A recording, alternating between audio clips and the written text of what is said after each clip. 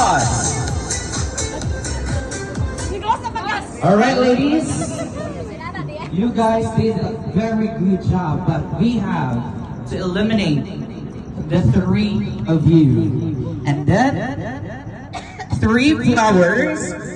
The first flowers that I'm going to call is not able to move to another round.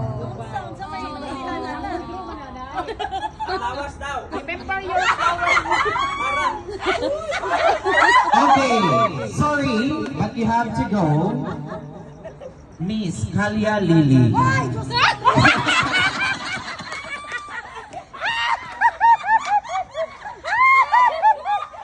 Yeah.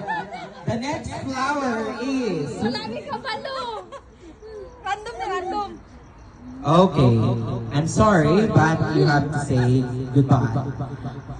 Miss Antorio. You say Antorio.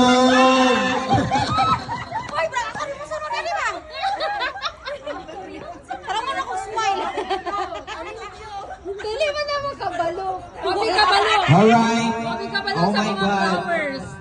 Sorry, but she chose already. She chosen the last flower that need to be removed.